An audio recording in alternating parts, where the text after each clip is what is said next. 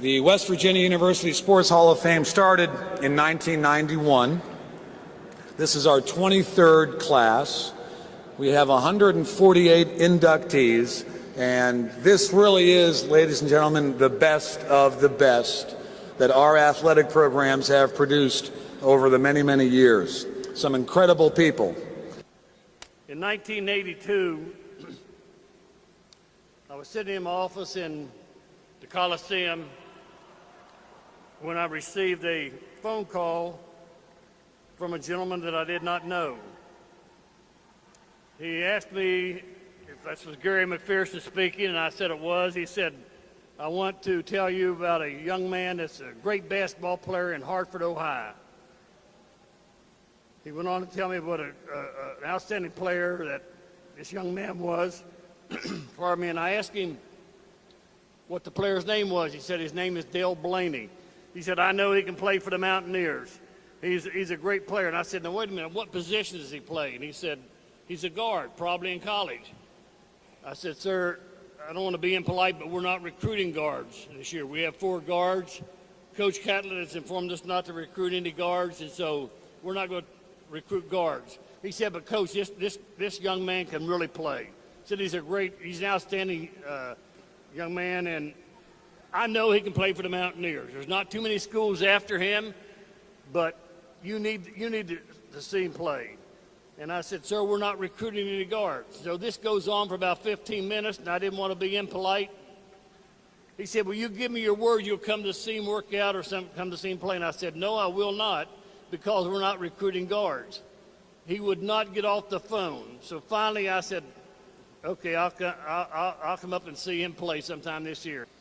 He said, you won't be disappointed in Dale Blaney." It is truly an honor for me to be here to introduce Dean Morrison.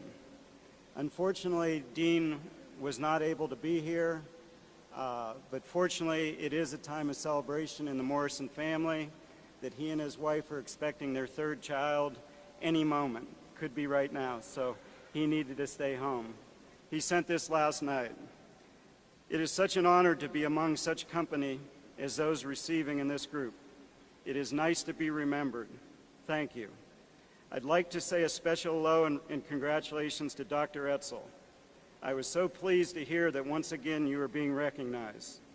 I still apply many of the lessons discovered together during team sessions. Thank you for being an excellent example of effortless giving. Coach Turnbull, it is most appropriate for you to be receiving this honor on my behalf. You still know me so well. During times of success and failures, you always did such an amazing job at meeting me wherever I ended up, and you still are doing that today. I hope only the best for you and your family. Thank you. I am unable to attend this wonderful event as I am with my wife and 2 boys awaiting our 3rd child, expected to arrive today or tomorrow. We live in New York City. I am creating programs for at-risk youth to help them prepare for college and the issues of life. Learning for me still continues. The challenges our family have come to witness has called on us our deepest faith and has made it imperatively clear that we are to focus on what's important. The scripture verse that best describes what we aim to teach our young participants is, "We wrestle not against flesh and blood." Thank you, West Virginia University, for remembering me even as time has moved on. Please know that I am still working intensely hard at applying all the valuable lessons I've learned on that campus. My growing family looks forward to visiting that most beautiful state again. Thank you so much, Dean Morrison.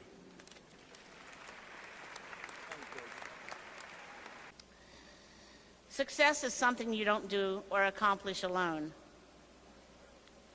Over the next years of my career, I was very fortunate to have amazing athletes, many of who are here today, assistant coaches, athletic trainers, and support staff, and especially athletic administrators who were supporting my program.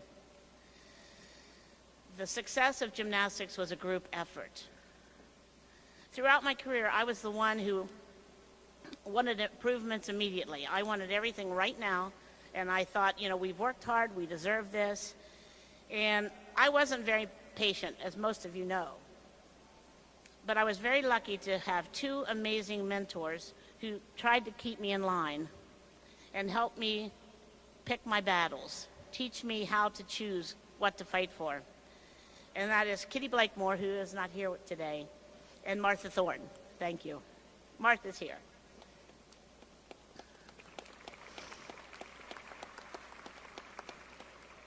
During my career, I worked for 5 athletic directors: Leland Bird, Dick Martin, Fred Schaus, Ed Passalong for 21 years, and Oliver Luck.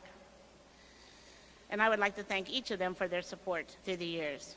And although I didn't get to see her play, I was told that was the same passion she brought every time she played on the court. I was also told that's the same passion she brought when she played here in 1982 to 1985. And today I'm here with my sisters and my grandma and my stepdad, who are in the audience, to accept the award for her. So it's with the greatest honor that I'm up here, and I know that if she was alive, she would thank everyone and feel really honored that you inducted her into the Hall of Fame. And Miss Eleanor Lamb, who's still with us, 90, right? Retired last year. I probably still owe her money. I don't know. It's there are too many forms for me in life, and I owed her nickels and dimes. She's saying, "Where's that receipt?" I don't know where it is. You remember all that stuff, right, Linda and Craig, right? Okay. I do want to thank USA Shooting. They're very supportive of me over time, and the Olympic Committee, and Dave is one of the big kahunas there right now. Paul was an exceptional athlete, and we'll never know how good of an athlete he might have been at West Virginia University, because he was an excellent basketball player and played a lot his sophomore year. His freshman year, where you're not eligible to play, so therefore he played no baseball or basketball. But nonetheless, we had him for 1 year, and he excelled, and clearly the rest is history, but the 11 years he played in professional baseball was outstanding. I think Paul would certainly want to thank the selection committee, and so we do that. He would certainly applaud the other inductees, as we have done, as every inductee has stood up here. I think he would want to remember the coaches that coached him. His high school coach, Tim Shields, at Flemington High School.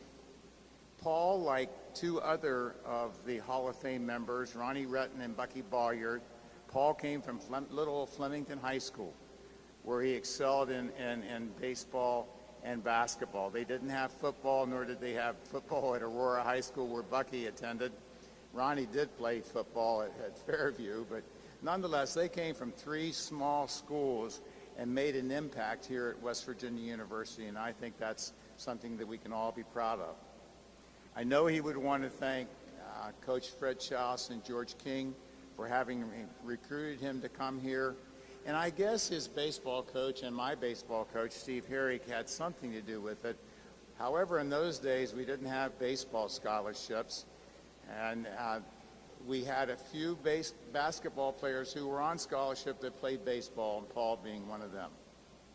So I am privileged that I was asked to introduce Paul. I've not seen Paul for 50-some years, and I hope that I have thanked the people that he would have wanted to thank, and I know that he's deeply humbled by this, and I say thanks to you and we thank Paul for the contribution he made to West Virginia University. Thank you.